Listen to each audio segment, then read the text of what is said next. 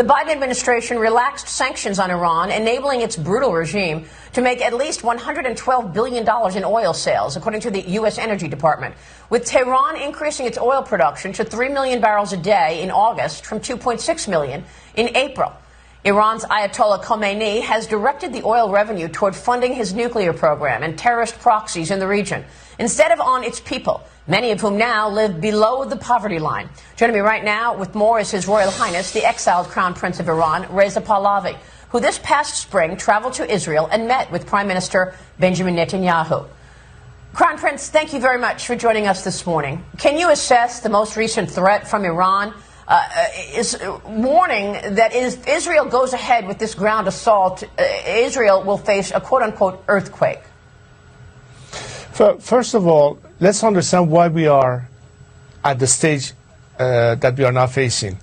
From the get-go, this regime was not of a mindset of prosperity and development. It was rather in a mindset of expansionism and exporting an ideology at the expense of its own citizenry.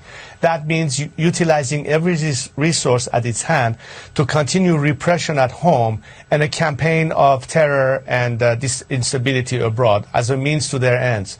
So everything you see as a consequence of that is the result or the symptoms of this cancer that started in Tehran to begin with. And obviously, as the regime sees a weakness and is, as a result, bolder in pushing the envelope even further, it is now testing the resolve, not just of Israel, but the rest of the world as to how far they can push it in order to obtain whatever it is in their mind. It certainly is not peace. It is certainly not stability.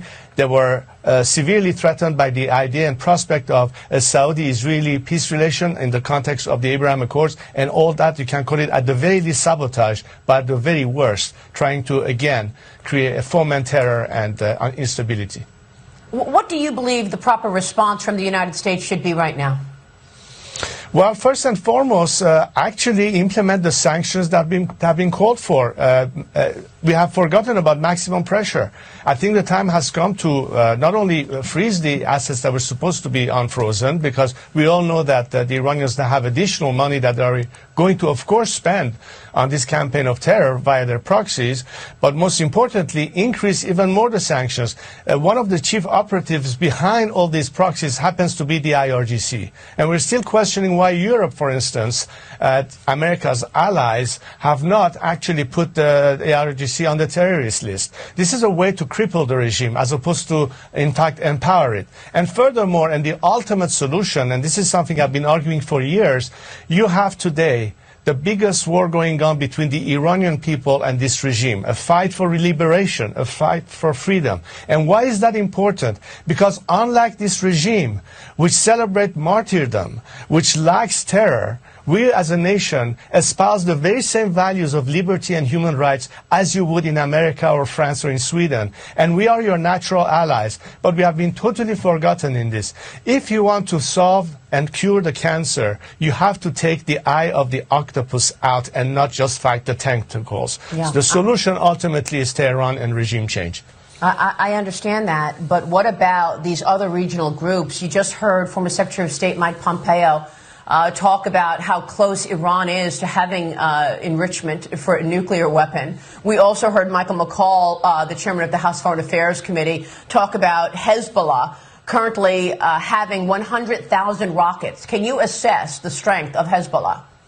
Well, again, reason more to ultimately take the eye of the octopus out, because the funding, the support, the strategic partnership that Iran has with a couple of very important blocks of power, meaning China and Russia, in the balance, will determine the outcome of what we see in the Middle East today. So regardless of what Tehran is trying to do vis-à-vis its proxies, or perhaps even trying to challenge and push further for opening a second front to this conflict, we'll have to see how they will respond to today's campaign of Israel defending itself and retaliating towards this act, but also what the rest of the region and the world will respond like. Look, there is terrorism going on right now. It's a war of terror, and everybody in the world of sane mind understand that as long as you have these elements in play, it's a problem that afflicts all. It's not just an Israeli problem. It's not just an Iranian problem.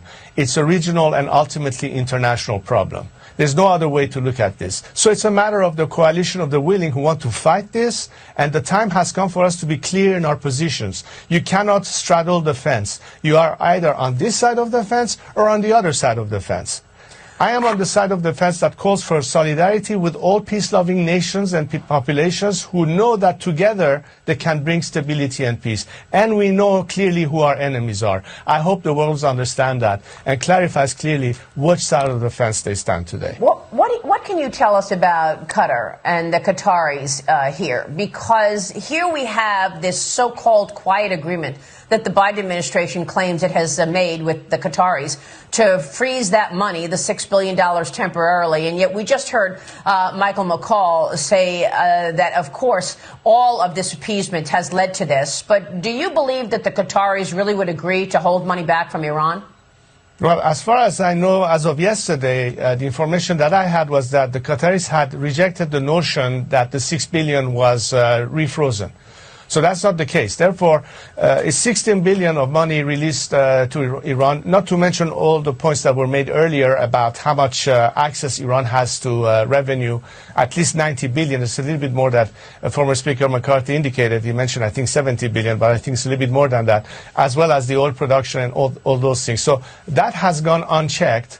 And therefore, I think that if you want to go to the specifics of this particular freezing of assets, it's really a drop in the ocean vis-a-vis so many other funds that the regime could have access to. And that's really in the big picture the way that if the regime is getting fueled, they can therefore continue its campaign of supporting its proxies. Of course. Basically, we have paid for their mortgage, so obviously they're not going to spend it on the starving people of Iran. They're going to spend it, as I had called many times before, on funding their campaign abroad and, of course, their nuclear program at home. Yes, and you've made this point before. We so appreciate your time this morning. Thank you, Crown Prince.